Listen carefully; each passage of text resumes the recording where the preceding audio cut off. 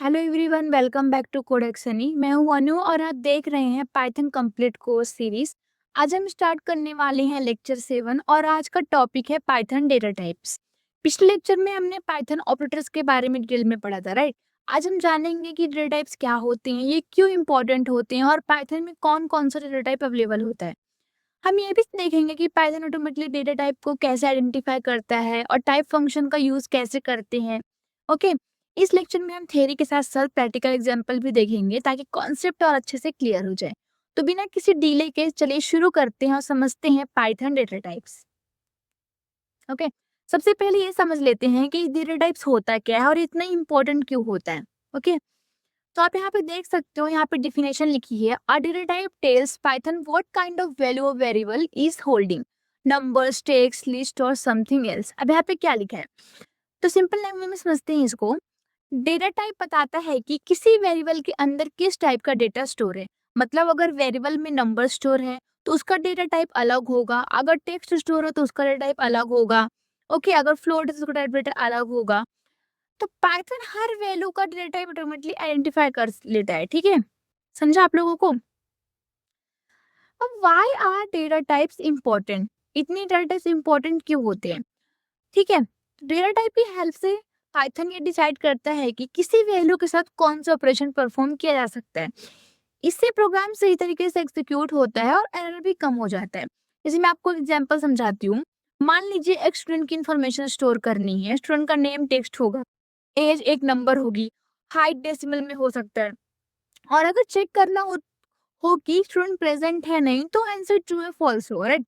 यानी एक ही प्रोग्राम में अलग अलग टाइप का डेटा स्टोर होता है और इसी वजह से हम डेटा टाइप की हमें क्या होती है, जरूरत होती है। यहाँ पे देख सकते हो, ठीक है। तो आप लोग एक चीज याद रखिए, हर वैल्यू का अपना एक डेटा टाइप होता है और पाइथन उसे ऑटोमेटिकली आइडेंटिफाई कर लेता है, ठीक है। ओके। अब जब हमें डेटा टाइप का बेसिक आइडिया मिल गया है तो अगले स्लाइड में देखते हैं कि पाइथन में वेरिएबल का टाइप डिक्लेयर क्यों नहीं करना पड़ता और डायनेमिक टाइपिंग क्या होता है, ठीक है। चलिए जाते हैं आगे। और यहाँ पे देख सकते हो डायनेमिक टाइपिंग की डिफिनेशन लिखी है। Python is a dynamically type language. The interpreter binds a type to a value automatically at run time. तो जैसे कि पाइथन को क्या बोला गया है, डायनेमिक टाइपिंग बोला गया है। अब इसका मतलब क्या है समझ लेते हैं। एग्जाम्पल समझाती हूँ। अगर आपने सी प्लस प्लस या जावा ऐसी लैंग्वेज देखी है तो वहां वेरिएबल बनाने से पहले उसका टाइप डिक्लेयर करना पड़ता है, राइट। लेकिन पाइथन में ऐसा नहीं होता। पाइथन में हमें वेरिएबल का टाइप पहले से लिखने की जरूरत नहीं होती है, ठीक है। इसका रीजन क्या है, डायनेमिक टाइपिंग। ओके। इसका मतलब है कि पाइथन इंटरप्रेटर वैल्यू को देखकर ऑटोमेटिकली उसका डेटा टाइप डिसाइड कर लेता है। इसलिए हमें इंट, फ्लोट या स्ट्रिंग लिखने की जरूरत नहीं पड़ती है। तो पाइथन की बहुत अच्छी बात होती है। अब आप यहाँ पे एग्जाम्पल देखो। यहाँ नेम में टेक्स्ट स्टोर किया गया है इसलिए पाइथन इसे स्ट्रिंग मान लेता है, ठीक है। और एज में 21 स्टोर किया गया है इसलिए पाइथन इसे इंटीजर मान लेता है। ओके। अब कुछ इंपॉर्टेंट पॉइंट मैं आपको बताती हूँ। इसके कुछ एडवांटेज भी हैं। हमें वेरिएबल के आगे कोई टाइप कीवर्ड नहीं लिखना पड़ता। जरूरत पड़ने पर वेरिएबल का टाइप बदल भी सकता है और इसी वजह से पाइथन में कोड लिखना सिंपल और फास्ट हो जाता है, ठीक है। ओके। अब हमें डायनेमिक टाइपिंग का कॉन्सेप्ट समझ आ गया। अब अगले स्लाइड में देखते हैं कि पाइथन में टोटल कितने स्टैंडर्ड डेटा टाइप्स होते हैं और उनका ओवरव्यू क्या है। ओके। तो एक बार आप स्लाइड देख लो, फिर मैं इसको समझाती हूँ यहाँ पे क्या किया गया है, ठीक है। चलिए, तो अब तक हमने समझा कि डेटा टाइप क्या होते हैं और पाइथन ऑटोमेटिक डेटा टाइप को कैसे आइडेंटिफाई करता है। अब देखते हैं कि पाइथन में कौन-कौन से स्टैंडर्ड डेटा टाइप अवेलेबल होते हैं। तो पाइथन हमें अलग-अलग टाइप का डेटा स्टोर करने के लिए डिफरेंट डेटा टाइप्स प्रोवाइड करता है। ओके, तो स्क्रीन पर आप देख सकते हैं कि पाइथन में 7 कोर डेटा टाइप होते हैं। पहला है नंबर। तो नंबर का मतलब होता है इसका यूज न्यूमेरिक वैल्यू स्टोर करने के लिए होता है, जैसे इंटीजर, फ्लोट और कॉम्प्लेक्स नंबर। दूसरा है स्ट्रिंग। स्ट्रिंग का यूज टेक्स्ट या कैरेक्टर स्टोर करने के लिए होता है। फिर थर्ड है लिस्ट।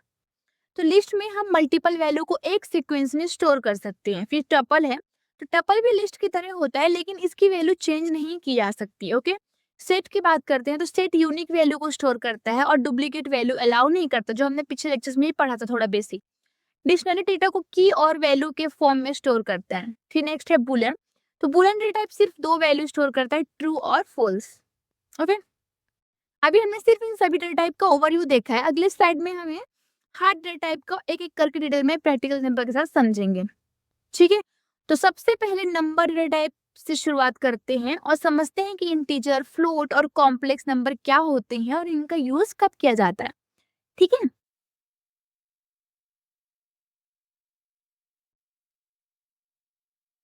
तो आप यहाँ पे देख सकते हो।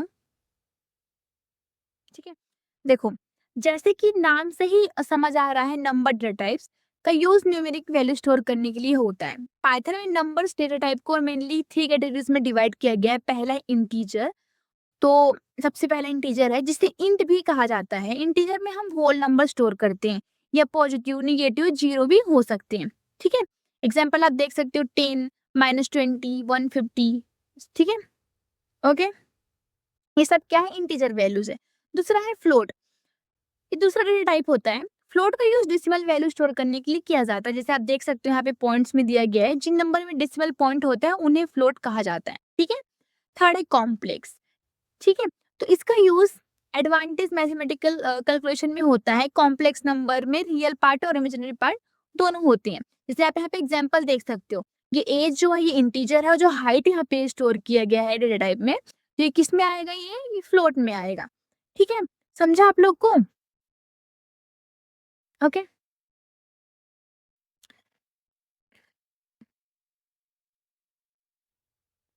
अब यहाँ पे कुछ क्विक नोट्स लेकर समझ लेते हैं। ठीक है, कुछ इंपॉर्टेंट बातें हैं। तो पहले देखिए, टाइप फंक्शन की हेल्प से हम किसी भी वेरिएबल को डेटा टाइप चेक कर सकते हैं। दूसरा है फ्लोट वैल्यू लगभग 15 डेसिमल प्लेस तक एक्यूरेट होता है। ठीक है, थर्ड क्या लिखा है, arithmetic works same as in math. मतलब अरिथमेटिक ऑपरेशन जैसे एडिशन, सब्सट्रैक्शन, मल्टीप्लिकेशन और डिवीजन नंबर डेटा टाइप के साथ नॉर्मली परफॉर्म किया जा सकता है। ठीक है, अब हमें नंबर डेटा टाइप अच्छे से समझ आ गया है। चलिए अब अगले डेटा टाइप की तरफ बढ़ते हैं, जिसका नाम है स्ट्रिंग डेटा टाइप, जिसमें हम टेक्स्ट और कैरेक्टर को स्टोर करते हैं। ठीक है, स्ट्रिंग के दूसरे स्टैंडर्ड डेटा टाइप के बारे में पढ़ेंगे, जिसका नाम है स्ट्रिंग डेटा टाइप। स्ट्रिंग का मतलब होता है कैरेक्टर या टेक्स्ट का सीक्वेंस। मतलब जब भी हमें कोई नाम, सेंटेंस या टेक्स्ट स्टोर करना होता है, तब हम स्ट्रिंग डेटा टाइप का यूज करते हैं। ठीक है, तो स्ट्रिंग को कैसे डिफाइन करते हैं देखते हैं। तो पाइथन में स्ट्रिंग को डिफाइन करने के तीन तरीके होते हैं। पहला है सिंगल कोट्स। आप यहाँ पे देख सकते हो, अगर टेक्स्ट छोटा है तो हम सिंगल कोट्स का यूज कर सकते हैं। दूसरा है डबल कोट्स। डबल कोट्स भी बिल्कुल सेम तरह काम करता है। ओके, तीसरा है ट्रिपल कोट्स। अगर हमें मल्टीपल लाइंस का टेक्स्ट लिखना हो तो हम ट्रिपल कोट्स का यूज करते हैं। अब यहाँ पे एग्जाम्पल आप देख सकते हो स्क्रीन पर। ठीक है, इसको समझते हैं। यहाँ पे क्या लिखा है, तो यहाँ प्लस ऑपरेटर का यूज दो स्ट्रिंग को जोड़ने के लिए किया गया है। इस प्रोसेस को क्या बोलते हैं, स्ट्रिंग कॉन्वर्टेशन कहते हैं। बहुत इंपॉर्टेंट है ये, इंटरव्यू में भी पूछा जाता है कि कॉन्वर्टेशन क्या होता है। ठीक है, अब यहाँ पे कुछ की पॉइंट्स को समझ लेते हैं। ठीक है, तो पहला है string are sequence of character. तो यानी स्ट्रिंग क्या है, कैरेक्टर का कलेक्शन होता है। ठीक है, फिर दूसरा लिखा है प्लस ऑपरेटर कंबाइन स्ट्रिंग्स। मतलब प्लस ऑपरेटर से हम दो स्ट्रिंग को ज्वाइन कर सकते हैं। तीसरा है triple quotes allow multiple line text. मतलब ट्रिपल कोट्स का यूज मल्टीपल लाइन टेक्स्ट लिखने के लिए होता है। फिर और क्या है, Python provide built in function for string operation. तो देखो, पाइथन में स्ट्रिंग के लिए बहुत सारे बिल्ट इन फंक्शन अवेलेबल हैं, जिन्हें हम आगे के लेक्चर में डिटेल में पढ़ेंगे। ठीक है, अब मैं आपको एग्जांपल समझाती हूँ। मान लीजिए किसी वेबसाइट पर यूजर अपना नेम एंटर करता है, जैसे अनु, राहुल, प्रिया। ये सब टेक्स्ट है, इसलिए पाइथन इन्हें स्ट्रिंग डेटा टाइप के रूप में स्टोर करता है। ठीक है, समझा आप लोगों को? अब हमें स्ट्रिंग डेटा टाइप अच्छे से समझ आ गया है। चलिए अब अगले डेटा टाइप की तरफ बढ़ते हैं, जिसका नाम है लिस्ट डेटा टाइप, जिसमें हम एक साथ मल्टीपल वैल्यू स्टोर कर सकते हैं। ठीक है, तो ये क्या है, लिस्ट डेटा टाइप, इसको समझते हैं। ठीक है, जब हमें एक ही वेरिएबल में मल्टीपल वैल्यू स्टोर करनी होती है, तब हम यूज करते हैं लिस्ट का। लिस्ट पाइथन का एक बहुत ही कॉमनली यूज डेटा टाइप होता है। इसके कुछ फीचर्स हैं। तो पहला म्यूटेबल। म्यूटेबल का मतलब क्या होता है, तो इसका मतलब है कि लिस्ट बनाने के बाद भी हम उसके एलिमेंट को ऐड, रिमूव, चेंज कर सकते हैं। इसलिए इसे क्या कहा गया है, म्यूटेबल कहा गया है। अगर आपने लिस्ट बना लिया तो भी आप ऐड, रिमूव, चेंज कर सकते हो। ऑर्डर की बात करें तो लिस्ट ऑर्डर में होता है। मतलब इसमें जिस ऑर्डर में ऐड किए जाते हैं उसी ऑर्डर में स्टोर रहता है। ठीक है, इंडेक्सिंग की बात करें तो लिस्ट में हर एलिमेंट का एक इंडेक्स नंबर होता है। इसी इंडेक्स की हेल्प से हम किसी भी एलिमेंट को एक्सेस कर सकते हैं। ठीक है, अब स्क्रीन पर दिया गया एग्जांपल देखते हैं क्या लिखा है यहाँ पे। तो यहाँ सबसे पहले एक लिस्ट बनाई गई है जिसमें एप्पल और मैंगो है। उसके बाद अपेंड फंक्शन की हेल्प से कीवी को लिस्ट में ऐड किया गया, जो मैंने पहले बताया था कि लिस्ट में अपेंड फंक्शन यूज होता है। तो फ्रूट में आप देख सकते हो 0 फर्स्ट एलिमेंट को एक्सेस करता है, इसलिए आउटपुट एप्पल आता है। ठीक है, तो ये जो 0 है ये क्या है, फर्स्ट एलिमेंट होगा। जैसे कि आपको पता है इंडेक्सिंग 0 से स्टार्ट होती है, राइट। तो क्या आउटपुट क्या आने वाला है, एप्पल। अब यहाँ पे लिखा है फ्रूट -1 लास्ट एलिमेंट को एक्सेस करता है, इसलिए आउटपुट क्या आने वाला है, कीवी आने वाला है। ठीक है, समझा आप लोगों को। Okay good. ठीक है, अब ये देखते हैं व्हाई लिस्ट मैटर। ठीक है, तो लिस्ट में हम डिफरेंट डेटा टाइप की वैल्यू भी स्टोर कर सकते हैं। लिस्ट को हम स्क्वायर ब्रैकेट के अंदर लिखते हैं और लिस्ट इंडेक्सिंग और स्लाइसिंग को सपोर्ट करता है। ठीक है, फिर लिखा है और सबसे इम्पोर्टेंट बात यहाँ पे ये है कि लिस्ट की वैल्यू को बाद में मॉडिफाई भी किया जा सकता है। ठीक है, जैसे कि सोचिए एक स्टूडेंट का फेवरेट सब्जेक्ट स्टोर करना है आपको, जैसे पाइथन, जावा और एसक्यूएल। तो हम इन सभी वैल्यू को एक लिस्ट में स्टोर कर सकते हैं। इससे डेटा को मैनेज करना बहुत इजी हो जाता है। ठीक है, अब हमें लिस्ट डेटा टाइप अच्छे से समझ में आ गया है। चलिए अब अगले डेटा टाइप की तरफ बढ़ते हैं जिसका नाम है टपल डेटा टाइप, जो लिस्ट की तरह होता है लेकिन उसमें वैल्यू को चेंज नहीं किया जा सकता। ओके,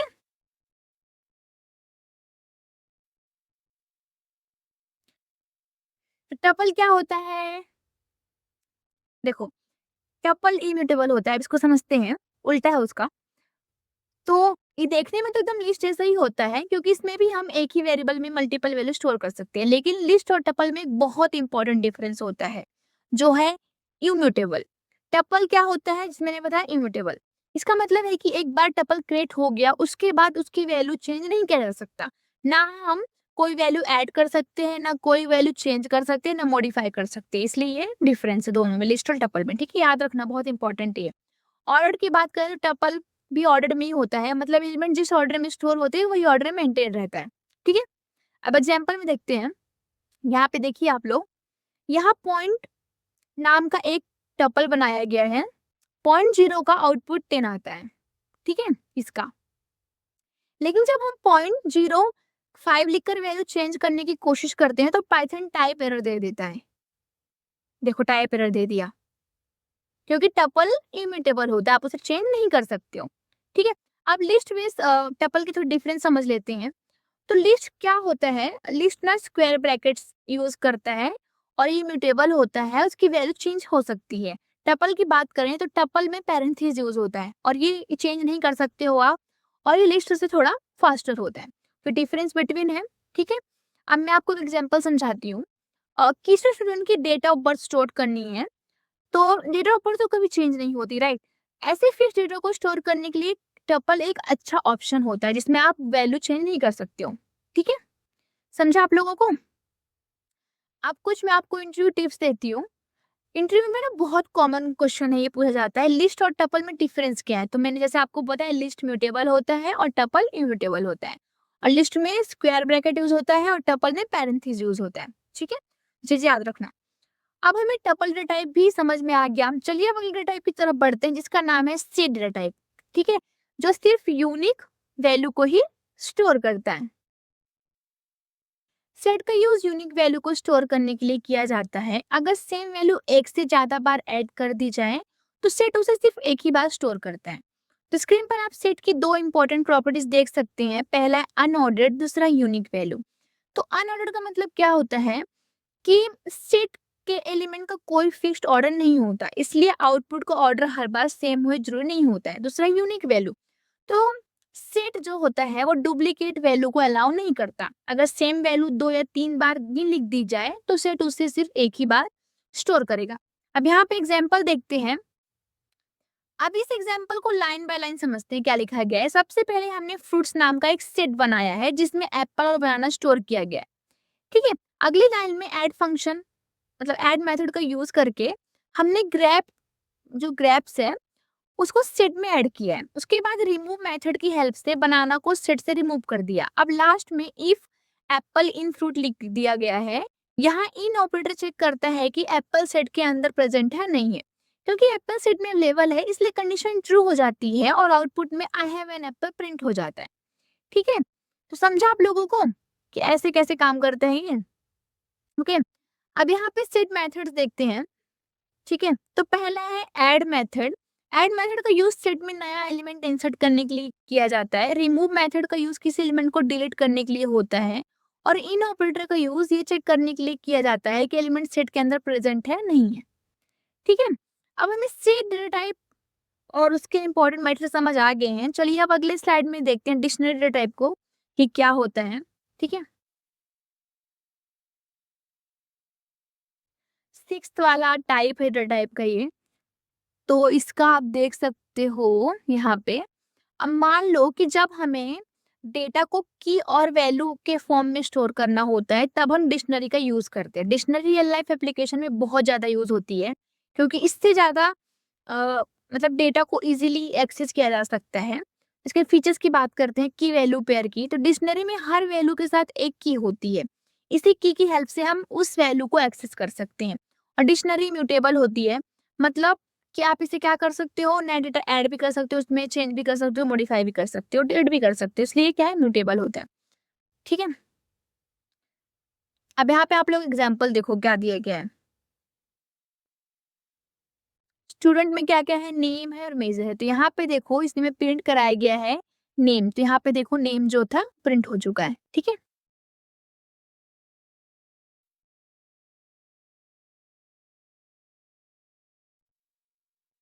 अब इसे कुछ की पॉइंट्स कैसे कवर करते देख लेते हैं। सबसे पहली बात तो डिक्शनरी को करली ब्रेसेस के अंदर लिखा जाता है, जैसे आप यहाँ पे देख सकते हो। डेटा हमेशा की वैल्यू फॉर्मेट में स्टोर होता है और डिक्शनरी म्यूटेबल होती है, जैसे मैंने बताया। मतलब इससे बाद आप में इसमें अपडेट भी किया जा सकता है। ठीक है, समझा आप लोगों को। की वैल्यू एक्सेस, तो ये चीजें हैं डिक्शनरी के बारे में। अब आगे जाते हैं और देखते हैं बूलियन डेटा टाइप क्या होते हैं, जो कि ट्रू फॉल्स होता है। आप लोग ये बताइए, इसमें दो वैल्यू होती है, एक तो ट्रू है तो एक फॉल्स। ठीक है, अब यहाँ पे मैं आपको दिखाती हूँ। इस सनी में ट्रू स्टोर किया गया है और इसमें फॉल्स स्टोर किया, तो आपने प्रिंट करा है इस सनी तो वैल्यू ट्रू आएगी जो आपने यहाँ पे प्रिंट करा है। ठीक है, अब यहाँ पे देखो 5 3 से बड़ा है तो हाँ ट्रू आएगा। क्या ये 10 और 20 इक्वल है, नहीं तो फॉल्स आएगा। ठीक है, तो ऐसे मतलब चीजें यहाँ पे काम करती है, मैं आपको समझा देती हूँ।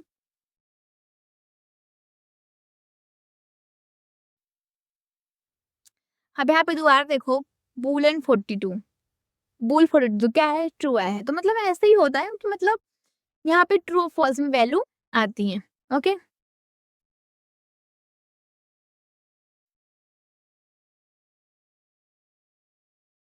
अब देखते हैं टाइप फंक्शन के बारे में कि टाइप फंक्शन क्या होता है, कैसे हम किसी डेटा टाइप का टाइप्स देखते हैं। तो आप यहाँ पे देख सकते हो, यहाँ पे एग्जांपल्स मैं आपको समझाती हूँ। यहाँ पे पहला क्या है, इंटीजर है, दूसरा क्या है, स्ट्रिंग है, तीसरा फ्लोट है। अब हमें इनका टाइप देखना है तो हम यहाँ पे टाइप इसका यूज करेंगे फंक्शन का, और आपको फर्स्ट का क्या मिलेगा, स्ट्रिंग।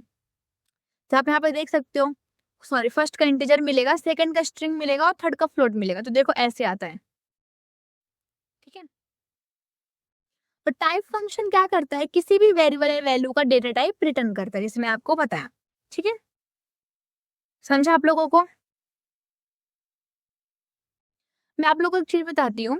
तो टाइप फंक्शन होता है ना, डिबगिंग और लर्निंग के टाइम बहुत यूजफुल होता है। जब भी आपको डाउट हो कि किसी वेरिएबल का डेटा टाइप क्या है, बस टाइप फंक्शन यूज कर दीजिए, पता चल जाता है। ठीक है, अब हमें डेटा टाइप और उन्हें चेक करने के तरीके भी समझ में आ गए हैं। चलिए अब देखते हैं नेक्स्ट क्या है यहाँ पे।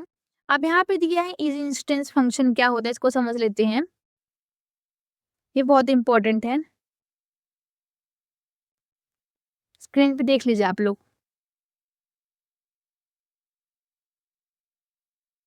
फिर डिफरेंस बिटवीन समझेंगे। ठीक है,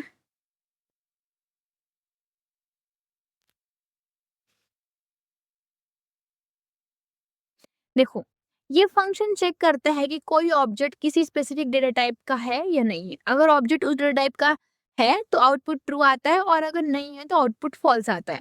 ठीक है, अब यहाँ पे आप लोग एग्जांपल देखो, यहाँ पे प्रिंट कराया है इज इंस्टेंस एज इन, तो यहाँ पे क्या आने वाला है, ट्रू। डेटा टाइप सही है तो ट्रू आ गया। अब यहाँ पे प्रिंट कराया गया है एज स्ट्रिंग, तो क्या ये ट्रू है? नहीं, फॉल्स। तो यहाँ पे क्या चेक कर रहा है कि डेटा टाइप सही है या नहीं। तो आप लोग को समझा इसमें डिफरेंस बिटवीन क्या होता है। अब मैं आपको इन दोनों का डिफरेंस बिटवीन समझाती हूँ। टाइप फंक्शन वेरिएबल का एग्जैक्ट डेटा टाइप बताता है और जो इज इंस्टेंस फंक्शन होता है वो चेक करता है कि वेरिएबल किसी स्पेसिफिक डेटा टाइप का है या नहीं है, ट्रू और फॉल्स में आंसर देता है। ठीक है, तो आप लोगों को समझा।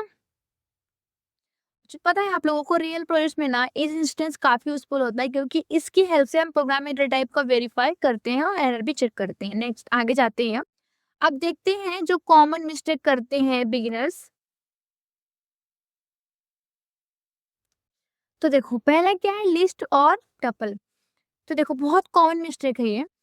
बहुत से बिगिनर ना हर जगह लिस्ट का यूज कर देते हैं, लेकिन अगर डेटा को कभी चेंज नहीं करना तो टपल यूज करना बेटर ऑप्शन होता है। याद रखिए, लिस्ट क्या होता है, म्यूटेबल होती है और टपल इम्यूटेबल। जैसे कि लिस्ट को आप चेंज कर सकते हो, अपडेट कर सकते हो, बट टपल को आप नहीं कर सकते। जैसे कि आपका डेट ऑफ बर्थ हो गया तो अगर उस वो तो सेम ही रहेगी ना जो आपकी है, उसे तो आप बदल नहीं सकते हो, तब आप क्या यूज करो, टपल यूज करो। तो ये चीजें थोड़ा ध्यान रखना पड़ता है। स्टेट और डिक्शनरी की बात करें तो दोनों करली ब्रेसेस का यूज करते हैं, लेकिन दोनों का पर्पस अलग होता है। सेट सिर्फ यूनिक वैल्यू स्टोर करता है और डिक्शनरी की वैल्यू पेयर को फॉर्मेट डेटा स्टोर करता है, राइट। तो डिफरेंस बिटवीन ये होता है। इंट और फ्लोट की बात करें तो पाइथन में अगर हमें 10/3 लिखते हैं तो आउटपुट 3.33 आता है, क्योंकि स्लैश हमेशा फ्लोट रिजल्ट करता है। ठीक है, इसे ये वाले यहाँ पे देख सकते हो। और हमें सिर्फ इंटीजर रिजल्ट चाहिए तो हमें फ्लोर डिवीजन ऑपरेटर का यूज करना होता है। ये फ्लोर डिवीजन ऑपरेटर है, इसका यूज अगर हमें इन चाहिए होता तो हमें ये यूज करना चाहिए, और अगर हमें फ्लोट में चाहिए होगा तो हमें ये यूज करना चाहिए। ठीक है, फिर स्ट्रिंग और नंबर की बात करें, जैसे अगर हमें मान लो स्ट्रिंग में चाहिए, स्ट्रिंग है कोड्स, और 5 इसी को लिखते हैं हम, तो पाइथन एरर देगा क्योंकि एक स्ट्रिंग और दूसरा इंटीजर। तो क्या आने वाला है यहाँ पे, एरर आने वाला है। ठीक है, तो प्रोग्रामिंग में ना मिस्टेक करना बिल्कुल नॉर्मल है, लेकिन अगर आप इन कॉमन मिस्टेक को याद रखेंगे तो डिबगिंग इजी होगी और आप बेटर पाइथन प्रोग्रामर बनेंगे। ठीक है, अब बात करते हैं समरी रिकैप की कि हमने क्या क्या पढ़ा आज के लेक्चर में, इसे एक बार देख लेते हैं तो ज्यादा बेटर आप लोगों को समझ में आएगा। सबसे पहले हमने समझा कि डेटा टाइप क्या होता है और पाइथन में डेटा टाइप का यूज क्यों किया जाता है। उसके बाद हमने पाइथन के स्टैंडर्ड डेटा टाइप्स को डिटेल में पढ़ा, number, string, list, tuple, set, dictionary, right. इसके बाद हमने टाइप फंक्शन के बारे में पढ़ा जिससे किसी वेरिएबल का डेटा टाइप चेक कर सकते हैं। फिर हमने ईच इंस्टेंस फंक्शन को देखा जिससे ही वो बताता है कि ऑब्जेक्ट किस स्पेसिफिक डेटा टाइप का है या नहीं है, ट्रू फॉल्स में। ठीक है, और हमने कॉमन मिस्टेक देखा अभी। हमने देखा कि लिस्ट और टपल में कंफ्यूजन कैसे होती है लोगों को, सेट और डिक्शनरी में कैसे होती है, इंटर फ्लोट का डिफरेंस समझा, स्ट्रिंग और नंबर को डायरेक्ट ऐड करना। ठीक है, अगर आप इन मिस्टेक से बचेंगे तो पाइथन सीखना और कोडिंग करना दोनों ही आसान हो जाएगा। ठीक है, तो आप लोगों के लिए एक फाइनल मैसेज देती हूँ मैं। तो डेटा टाइप पाइथन की फाउंडेशन है, ध्यान रखिएगा। अगर आपको डेटा टाइप अच्छे से समझ आ गया तो आगे वेरिएबल्स, ऑपरेटर्स, कंडीशन, लूप्स और फंक्शन जैसे टॉपिक सीखने में बहुत इजी हो जाएंगे। ठीक है, आई होप आज का लेक्चर आपको पसंद आया होगा और पाइथन डेटा टाइप्स का कॉन्सेप्ट कंप्लीटली क्लियर हो गया होगा। अगर वीडियो आपको हेल्पफुल लगा हो तो प्लीज लाइक करिए और चैनल को सब्सक्राइब करना मत भूलिएगा। पाइथन कंप्लीट कोर्स को भी लेक्चर मिस ना हो, इसकी वजह से आप लोग क्या करिएगा, बेल आइकन जरूर प्रेस करिएगा ताकि आपका लेक्चर मिस ना हो। मैं हूं अनु, मिलते हैं नेक्स्ट लेक्चर में एक नए टॉपिक के साथ। Happy coding.